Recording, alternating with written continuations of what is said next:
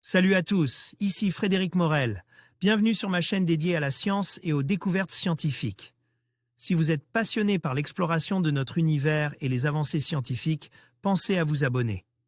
Aujourd'hui, on plonge dans un sujet fascinant qui repousse les limites de notre compréhension. Bonjour à Allons-y. tous, aujourd'hui, je vais aborder un sujet qui peut sembler un peu alarmant, mais qui mérite notre attention, la survie. En cas d'apocalypse nucléaire. Dans cette vidéo, je vais vous parler d'une ressource essentielle qui pourrait bien être notre seule chance de survie dans une telle situation. Je vais explorer ses caractéristiques, son importance et comment nous pouvons nous y préparer. Restez avec moi pour découvrir ce qui pourrait faire la différence entre la vie et la mort dans un monde post-apocalyptique. En cas de guerre nucléaire, la Terre connaîtrait un interminable hiver. Et ce qui resterait de l'humanité serait confronté à une famine sans précédent. Sauf si nous apprenons à cultiver des algues, avancent aujourd'hui des chercheurs. Une guerre nucléaire plongerait la Terre dans un long hiver que les scientifiques qualifient d'hiver nucléaire. En cause, les millions de tonnes de suie rejetées dans l'atmosphère par l'explosion des bombes. Des suies qui cacheraient la lumière du soleil. Des calculs suggèrent qu'une guerre nucléaire entre les États-Unis et la Russie ferait baisser la température moyenne de notre planète de pas moins de 9 degrés Celsius. Avec, pour conséquence, une quasi-disparition des possibilités de productions agricoles. Ceux d'entre nous qui auraient survécu aux bombes vivraient ainsi une famine vraisemblablement mortelle. Des algues comme nourriture en cas de guerre nucléaire. Heureusement, une équipe internationale vient peut-être de trouver la parade.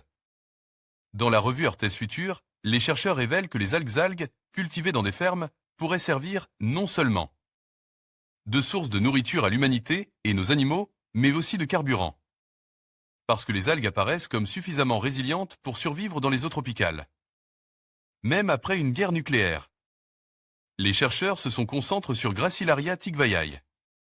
Selon eux, cette algue n'a besoin que de peu de photons pour réaliser la photosynthèse. Or, même en cas de guerre nucléaire majeure, ils estiment que les tropiques recevraient encore, à midi, jusqu'à 20 fois plus de photons que nécessaire.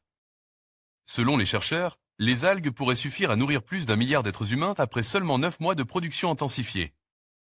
Petit bémol tout de même, leur forte teneur en iode qui limite la part d'algues que nous pouvons inclure à notre alimentation à environ 15%. Éviter à tout prix la guerre nucléaire. Mais les algues sont aussi riches en protéines, minéraux, vitamines, acides amines essentiels acides. Amines essentiels et acides gras. Et, si elles absorberaient bien des contaminants en cas de guerre nucléaire, il apparaît que de simples traitements suffiraient à en réduire la teneur. De quoi imaginer que les algues puissent participer dès à présent à la sécurité alimentaire mondiale.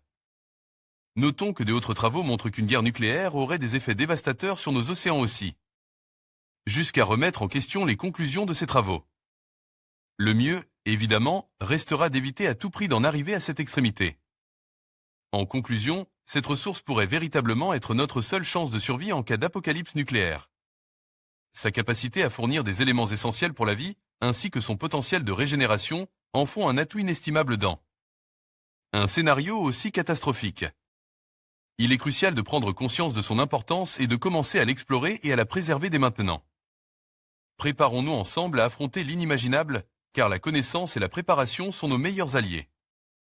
Merci de nous avoir suivis dans cette exploration.